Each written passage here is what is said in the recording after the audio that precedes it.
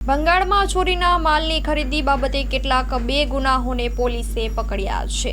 બંગાળમાં ચોરીના માલની ખરીદી બાબતે કેટલાક બે ગુનાઓને પોલીસે પકડ્યા હતા। અહેવાલ માં ન્યૂઝ કરણ વાઘેલા ભુજ કચ્છ। હવે આપણું નામ ને પરિચય। મારું નામ સકીનાબેન રફીક કુંભાર। સમજ્યા, મારા ભત્રીજાને 4 જણાને લઈ ગયા છે। આજે સાંજે જ ટાઈમમાંથી 3 જણાને તો લઈ ગયા છે। આ લોકોને ખાલી રાતના કાંઈ મારપીટ ન કરે ને આ લોકોને કાંઈ તકલીફ ન થવી પડે, સમજ્યા ને। આ લોકોને પૂરી જવાબદારી પોલીસની છે। હવે આ લોકો ઉપર હવે તમે જે આ લોકોને કોઈ જાતની ખોટા બદમાને ન બદલાય, એમ કોઈ આરોપ ખોટું ના નાખે એના ઉપર, છોકરાઓ ઉપર। અમે બસ એટલો જ માંગણી કરીએ છીએ કે કોઈ જાતનો આરોપ આ લોકોનો ખોટો ઉપર ન નાખે ને છોકરાઓને મારપીટ ન કરે। બસ કોઈ જક્કી કરશે આ કોર્ટ। હા, આપણું નામ ને પરિચય। મારું નામ સમા સિદ્દીક હાજી હસન। હું વોર્ડ નંબર 3 નગર સેવિકા, જે વોર્ડ નંબર 3માં બીજેપીમાંથી ચૂંટાયેલા છે, શેરબાનુ સિદ્દીક સમા, એમનું ઘરવાળું। હવે સાહેબ, સાચી અને સત્ય હકીકત અને જે ઘટના છે એ મીડિયા મિત્રો સમક્ષ વર્ણન કરી અને અમારી જે દુઃખ દર્દ અને આવનારી આજની જે રાત છે એમાં અમારા નવયુવાન છોકરાઓ પર શું પરિસ્થિતિ થશે પોલીસ પ્રશાસન દ્વારા, એના માટે અમુક આપ સમક્ષ આજની રાત અમારા છોકરાઓ શાંતિથી આ લોકઅપમાં નીકળી જાય અને આપ લોકોને તાત્કાલિક બોલાવ્યા। કારણ કે આ લોકશાહીમાં મીડિયાએ લોકશાહીની ચોથી જાગીર છે। અમને મીડિયા મિત્રો ઉપર સંપૂર્ણ ભરોસો છે કે અમારી અવાજ મીડિયા મિત્રો ઉપર સુધી પહોંચાડશે। હવે જે ખરેખર હકીકત અને વાસ્તવિકતા છે એ હું મીડિયા મિત્રો સમક્ષ રજૂ કરું છું કે તારીખ 29/3/2025 શનિવારના રોજ લખુરાઈ મધ્યે ભંગાણનું વાડું ચલાવી અને આ કારમી મોંઘવારીમાં પોતાના બાળકોનું ગુજરાન ચલાવતા કુંભાર અકરમ ઇબ્રાહિમ, કે જેમની પાસે ચોરીનું ભંગાણનું માલ આવી ગયેલ, અને અમે નથી કહેતા કે એ વ્યક્તિએ નથી લીધો છે, એ વ્યક્તિએ ચોરીનું માલ લીધું છે, તો પોલીસે એ વ્યક્તિને લઈ ગયેલ અને બે દિવસ તેમને ટોર્ચર કરેલ અને પછી એ વ્યક્તિના માવિત્રોને કીધેલ કે ઈદ આવે છે તો અમે ઈદના દિવસે એ છોકરાને મૂકી દઈએ એક દિવસ અને તમે અમને 2 લાખ રૂપિયા આપો। હવે એ માગણી કરવામાં જે મુખ્ય છે વ્યક્તિ પૈસાની માગણી કરી છે બી ડિવિઝન ડીએ સ્ટાફમાંથી માનનીય શ્રી રાણાભાઈ સાહેબ અને માનનીય શ્રી ભરતભાઈ સાહેબ, એમણે 2 લાખ રૂપિયાની માગણી કરી। હવે જે વ્યક્તિ ભંગાણનું વાડો ચલાવતો હોય એના કનેથી એક રાતના 2 લાખ રૂપિયા ક્યાંથી આવ્યા?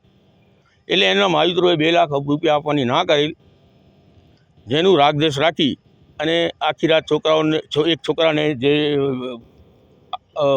ફરિયાદી છે, આરોપી છે એને લોકઅપમાં મારકૂટ કરેલ અને ધાકધમકીઓ કરેલ અને આજે એને કોર્ટ સમક્ષ રજૂ કરતા આ છોકરાના વાલીઓએ પણ આ 2 પોલીસ અધિકારીઓ ઉપર નામદાર કોર્ટમાં કેસ દાખલ કરેલ અને જે છોકરો જે ચોરીનો મુદ્દામાં લીધેલ હતો એને નામદાર કોર્ટે પાલાર જેલ હસ્તક મોકલેલ।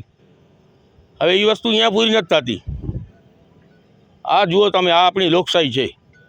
આ પોલીસનું એક બાજુ આપણે બોર્ડ લગાવીને બેઠા છીએ કે પોલીસ પ્રજાનો મિત્ર છે, તો અમે માણસોને, અમે લોકસેવક જે કહેવાય, માણસોને કેમ વિશ્વાસ દેવડાવશું કે આ પોલીસ પ્રજાનો મિત્ર છે? હવે એમના ઉપર ફરિયાદ થઈ, એનું રાગદેશ રાખી અને જે ફરિયાદી જે આરોપી છોકરો બતાડેલ છે એને એના વાડા ઉપર ગયેલ, એના વાડાને ફેંદી વાળેલ, એના ઘરે ચેકિંગ કરેલ, જે બધા સીસીટીવી લાગેલા છે એ અમે આગળ કોર્ટમાં રજૂ કરશું। અને એના સિવાય પણ એ જે ફરિયાદી છે આરોપી છોકરો, એનું ભાઈ સુલતાન, એને લઈ ગયેલ, સુલતાનની ગાડી લઈ ગયેલ અને બે છોકરા બીજા જેમના નામ છે રિયાઝ રમજુ કુંભાર અને રજાક રમજુ કુંભાર. હવે એમનું માત્ર કસૂર એટલો હતો કે જ્યારે પોલીસ પ્રશાસન જ્યારે વાડા ઉપર ગયેલ ત્યારે તેમણે એમને ભંગાણનું બિલ બતાડતા હતા કે સાહેબ અમારી કને આ બિલ છે, માલકોર ગેરકાયદેસર નથી. તો એમાં પણ એ છોકરાઓને અત્યારે લઈ આવ્યા છે. હવે આ છોકરા ઉપર આજની રાત આ અમારા જે નિર્દોષ, હું કહું છું કે ગુનેગાર કોઈ પણ હોય એને ન બક્ષાય.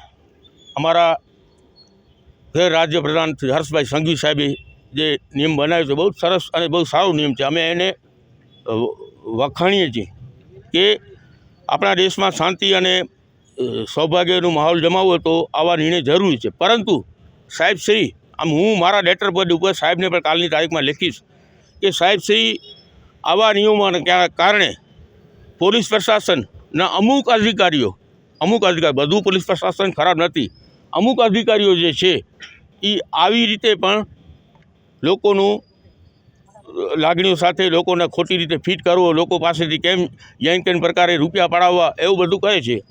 અને બીજો એક વસ્તુ કહું કે આજથી અંદાજિત 6 થી 8 મહિના પહેલાં જ આ રાણાભાઈ કરીને જે છે એમનું મમણ ફરિયા ગૌમાસનું એક પ્રકરણ હતું, એમાં પણ રેલીઓને આવેદનપત્ર મળ્યા હતા. એમાં પણ રાણાભાઈની ભૂમિકા બહુ શંકાસ્પદ હતી. તો એ પણ પોલીસ પ્રશાસન તો તપાસશે જ.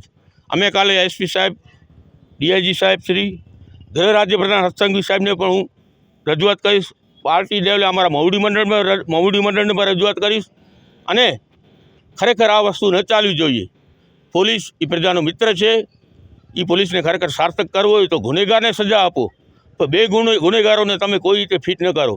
અને હા, જો ગુનેગાર એક હોય એની બદલીમાં જો તમે બધાને ગુનેગારીમાં ફિટ કરવાનો અધિકાર કાયદામાં ક્યાં જોગવાઈ હોય તો એમનું આખું પરિવાર અત્યારે મારી સાથે હાજર છે. તો બધાને પાલારા જેલમાં મોકલાવી દો સાહેબ. જો કાયદામાં જોગવાઈ હોય ને તો આ બધાને, કારણ કે આ બધા ગુનેગાર છે, બધાને હલાવી દો ને. આ લોકોનો પક્ષ લઈને અત્યારે હું આવ્યો છું, તો મને પણ પહેલે ફિટ કરજો. રાણાભાઈ સાહેબ, જો તમે મારી અવાજ સાંભળતા હો ને તો મને પહેલે ફિટ કરજો. કાયદોમાં રહો તો ફાયદામાં રહ્યો છો. અમારા રાજ્યપ્રધાન હર્ષસંઘવી સાહેબે જે કીધું છે ને, તો અમને પણ કહું છું કે સાહેબ શ્રી તમે અમને કાયદો ન શીખવાડો, અમને પણ કાયદો આવડે છે.